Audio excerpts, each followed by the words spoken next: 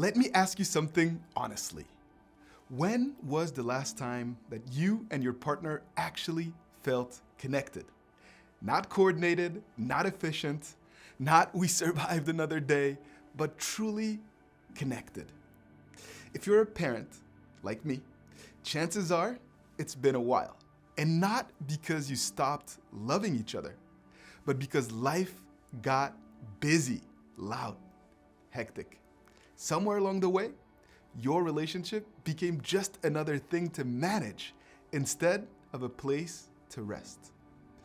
If you've ever looked at your partner and thought, I actually miss us, but I don't even know where to begin, how to connect again, this episode is for you.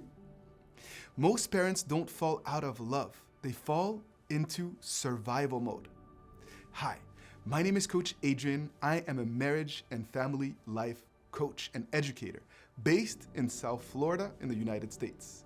And you are watching episode 1 of the Committed Parents series. Your conversations start to slowly shift after you have kids. I know this for a fact because there are a few people around me that have 2 kids under 2 that are very dear to me. And I have seen the shift in their marriage and in their dynamics simply because they now have to take care of those precious little souls that they care so deeply about. I myself remember after the birth of my daughter how my marriage shifted and I felt different sorts of pressure, very real changes. Conversations with my wife, Nina, started to slowly shift. It became more about schedules and logistics and kids and money management and groceries and bedtime routines. And you start talking at each other instead of with each other. And what happens is that quietly, without a dramatic moment, connection gets replaced by coordination. You don't stop caring, but you stop pausing. And here's the part nobody really tells you. It doesn't mean that your relationship or your marriage is broken. It simply means it's in overload. The distance you feel is not a lack of love. It's a lack of space. When everything in life feels urgent, the relationship becomes optional, even though it's the foundation that holds everything else together. Kids need you. Work needs you. Life needs you. And in that constant demand, something precious gets crowded out. In the Committed framework, we talk about a simple but powerful idea. A relationship doesn't thrive on time. It thrives on intentional presence. Presence doesn't require an hour. Sometimes it doesn't even require 15 minutes. Sometimes it only requires 3. Connection doesn't disappear because you don't have enough time. It disappears because everything else is louder than your relationship. And when a relationship stays quiet for too long, people start to feel alone, even though they're right next to each other. Not angry, not hateful, just unseen. I want to offer you a reframe that brings relief to many parents. That brought relief to me in my marriage. Feeling disconnected does not mean that you're doing marriage wrong. It means that you're doing life intensely. There's a lot going on. There's often grief beneath the frustration. Grief for the version of your relationship that existed before the kids, the independence that you had, and also the control over your time. Grief for spontaneity instead of structure and routine that parenting demands. Grief for ease. Grief because your relationship has shifted and you previously perhaps were the sole focus of your partner's attention, and now your partner has to focus on the children as well as many other things. You're perhaps also grieving the ease of the connection, how things were previously. And that grief deserves acknowledgement, not guilt. So, let's talk about what actually helps. I want to share a simple practice that you can start tonight. I call it the 3-minute reconnect.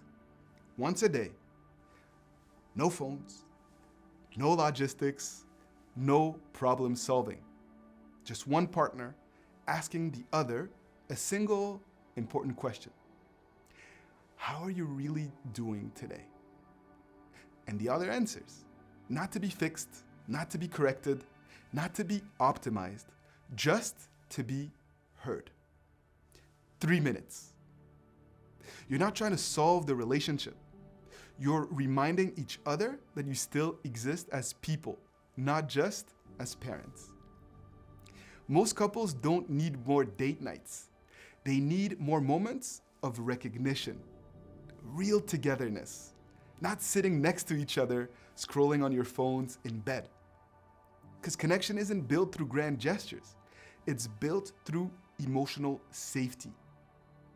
Intentional emotional safety. It might sound like a big idea, but it's actually quite very simple. Can I be tired without being judged? Can I be quiet without being ignored? Can I be overwhelmed without being blamed?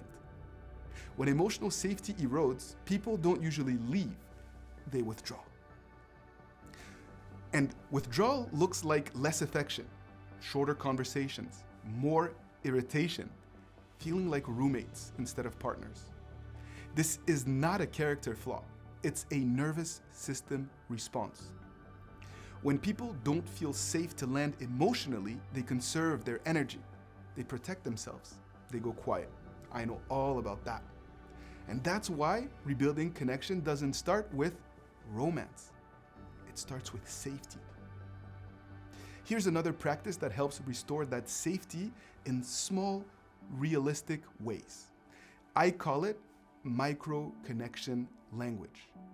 Tiny moments that quietly say, I see you, I'm with you, I care. Saying your partner's name, for example, or pet name before you speak. Making eye contact before talking about logistics. Placing a hand on their shoulder before asking a question. Offering one sentence of appreciation without a but. And being fully present when they speak to you. Not multitasking or on your phone or taking care of something else that needs to happen. Not prioritizing a task.